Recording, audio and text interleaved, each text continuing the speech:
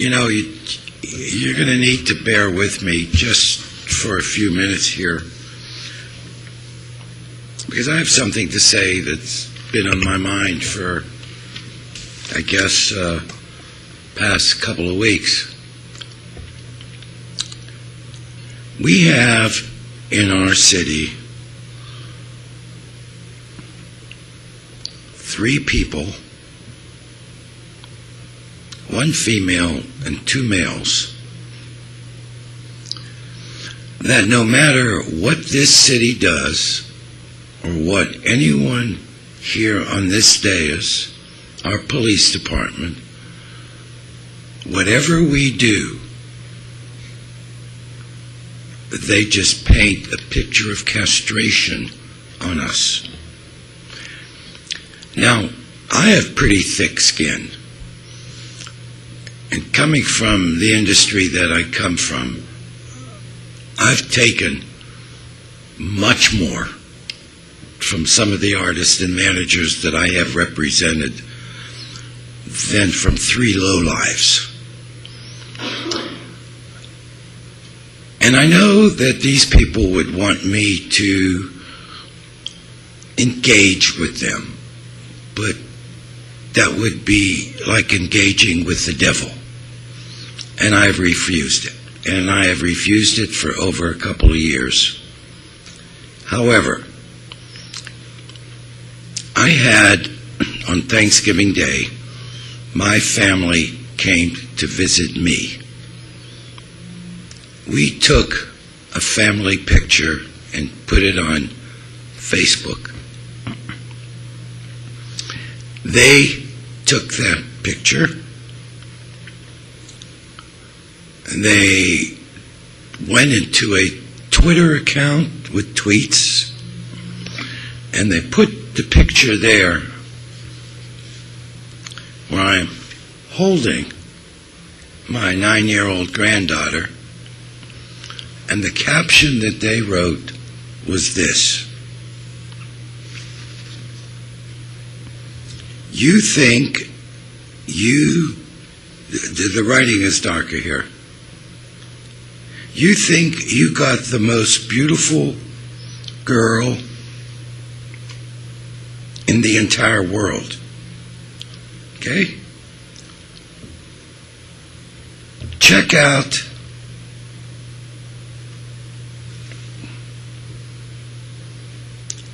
out me groping her, grabbing her on her breast.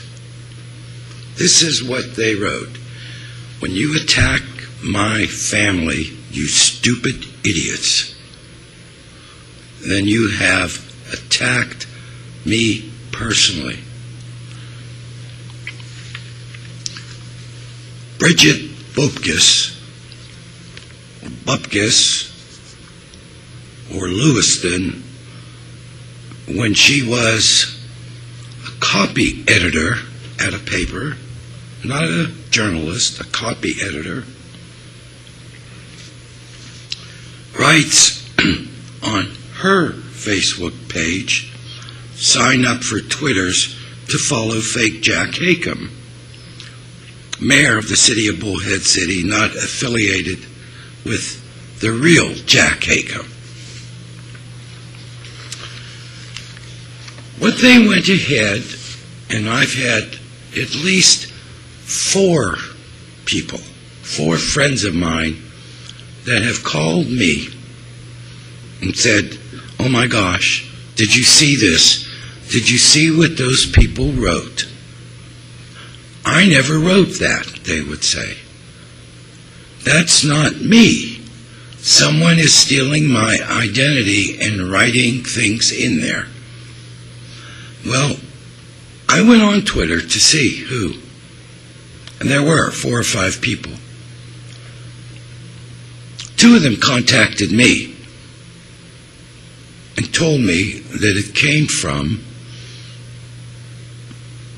a little tiny, insignificant station in the desert outside of I-40, who doesn't even have a rating to prove that they have any meaning.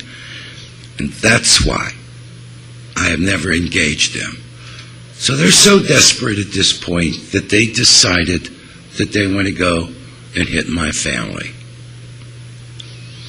It's low, it's evil, it's pathetic, and it's the worst thing that I have ever seen anything printed or put on paper, and encouraging people to see it. You have someone there that is supposedly a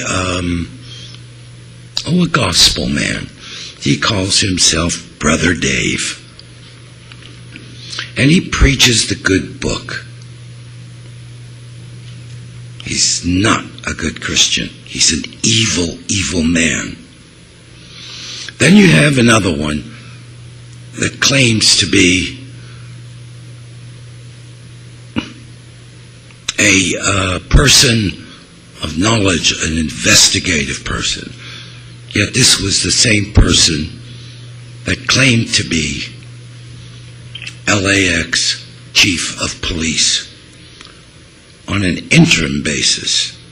And he lasted 9 months before he was arrested, handcuffed, and taken to jail for fraud and a few other things.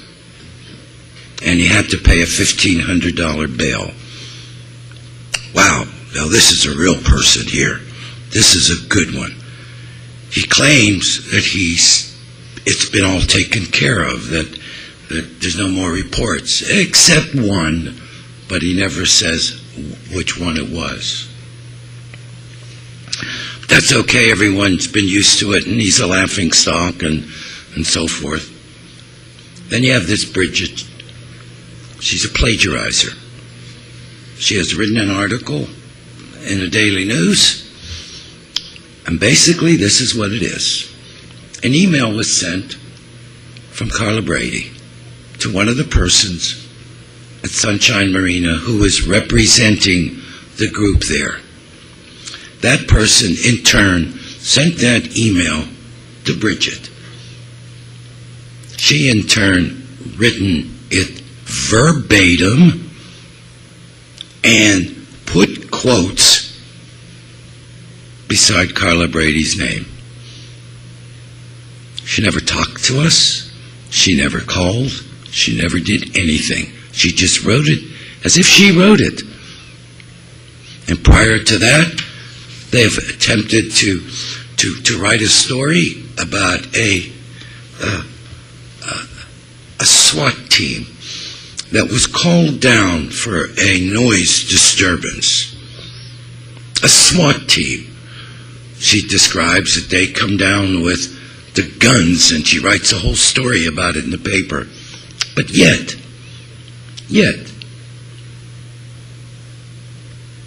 she never bothered to even call the police department. She never bothered to talk to anybody in our public information office. She never even bothered to ask for a copy of the police report.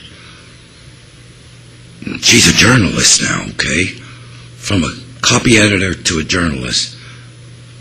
And that's what prompted a meeting which she claimed I was in attendance, and I was not. She claims that she didn't want to kowtow to the city, so she resigned because the staff had asked her to make a correction or write another article. She refused. But she hasn't told anybody why, so I'm telling everybody in public why. And I have the documents to show it. As far as the other gentleman is concerned, who claims he is the owner of the station, in an email that he sent out that I got copy of from the casinos across the river, and everybody else on that list signs it the owner. He is not the owner. He is not the owner. He only has 10%. His father is the owner. Now, when we talk about people lying and being deceptive and carrying on the way they are, they prey off people to send them donations or money to their station to keep it up. So I'm suggesting that you remove my family's picture from your Twitter account, and that you remove all unauthorized people that you claim has Twittered or tweeted, in which they have called me and said they have never said or written or anything. One person even said that, and I have that, was so appalled. And that person told me, well, I tweeted something to them, but it had nothing to do with you. And that she said it was Dave Hayes that added that extra sentence. So when you listen, all two of you, make sure you tell the truth.